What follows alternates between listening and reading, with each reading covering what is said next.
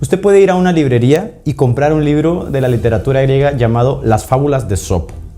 En las Fábulas de Esopo, el escritor asegura que Zeus colocó la vergüenza en el ano del hombre y que cuando alguien dejaba entrar a algún objeto por ahí, la vergüenza salía. Haciendo, por supuesto, alusión a una persona en específico de la sociedad que hoy se conoce como homosexual. Y que esa persona transgredía ese límite porque estaba corrompido y lleno de vicios contra la naturaleza. De ahí que el homosexual era un desvergonzado. Su vergüenza, que era la señal de virtud y pulcritud, se abandonaba por transgredir el límite que Zeus había puesto en los hombres justo ahí.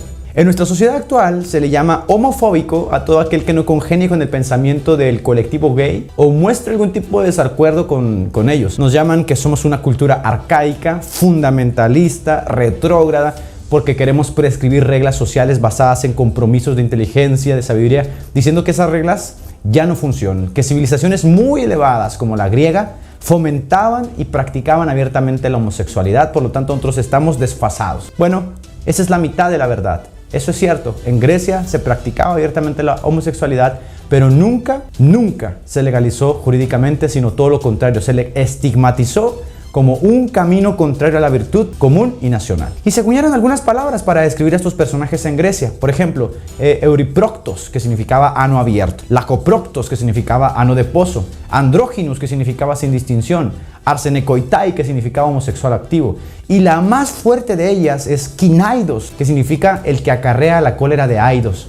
¿Quién es Aidos? El dios de la vergüenza. Conforme a esto, en Grecia, el pudor, aunque no lo crean, era considerado virtud y debía fomentarse. Pues Aidos, el dios de la vergüenza, no veía con buenos ojos perder la vergüenza.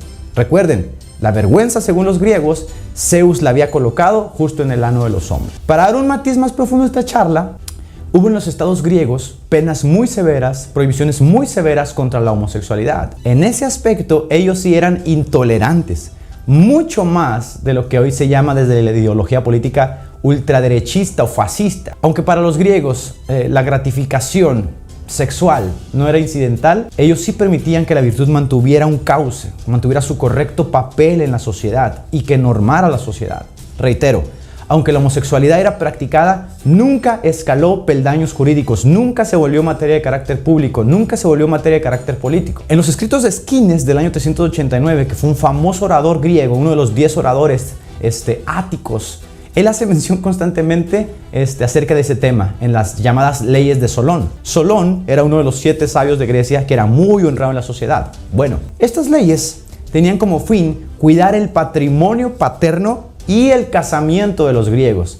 Y en su apartado específico sobre la sexualidad, Solón, escuche bien esto, democratizó el placer sexual y promovió la idea de un ateniense que fuera dueño de sus placeres. Al parecer, el día de hoy la comunidad gay no está muy de acuerdo de mantener mesura y ser dueña de sus placeres. Y es que uno esperaría que en esas marchas del llamado orgullo ellos salieran realmente con carteles de Alan Turing o de Freddie Mercury y nos mostraran las contribuciones de algunos homosexuales que han formado parte de su pueblo, vaya. Pero la realidad es todo lo contrario. Ellos salen desnudos a manosearse, a orinarse en la vía pública, a exhibir lo peor que tienen, y esta es una muy buena razón del por qué incluso entre ellos mismos están divididos en cuanto a cómo expresan sus pensamientos. Bueno, retrocedamos a Solón. En esas mismas leyes de Solón encontramos las siguientes prohibiciones en cuanto al ateirase. El ateirase es la pareja homosexual. Solamente para que te des una idea de que es falso y es un mito que en Grecia la homosexualidad era abiertamente aceptada. En esas leyes de Solón dice lo siguiente: si algún ateniense es encontrado con ateiraise, que es una pareja homosexual, no se le permitirán 5 cosas. 1. Convertirse en uno de los 9 arcontes que son servidores públicos. 2. Desempeñar trabajos de sacerdote.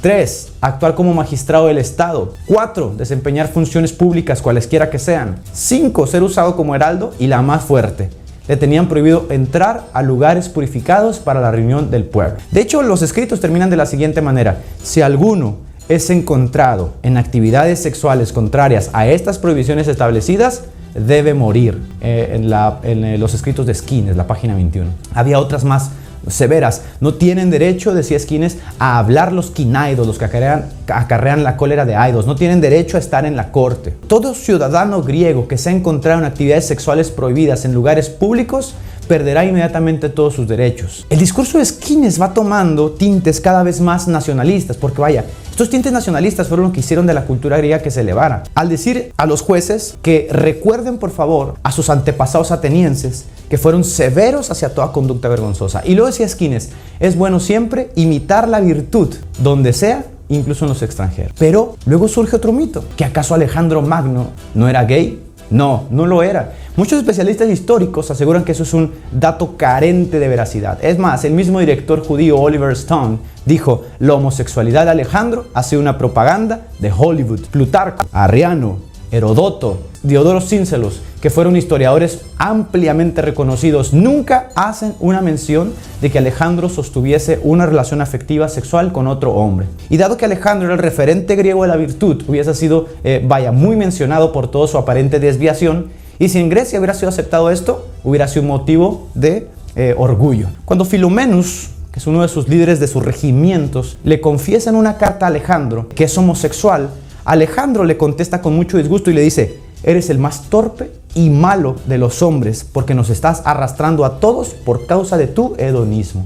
Eso viene en el libro La suerte y la virtud de Alejandro, escrito por Plutarco. Otro asunto muy interesante, aparte de este, es que en una cultura europea, pagana, donde todas las actividades, cada oficio, cada momento de la vida tenían su propio dios, o su propio patrón, o su propio protector, uno esperaría encontrar, particularmente en una sociedad donde supuestamente la homosexualidad era aceptada, uno esperaría encontrar una divinidad, un numen, algún espíritu referente a la homosexualidad, y no lo hay. O mejor dicho, sí lo hay, pero se trata de los sátiros, que eran daimones, demonios degeneradores que llevaban a cabo todas las perversiones imaginables para la mente humana y que en Grecia no gozaban precisamente de buena fama.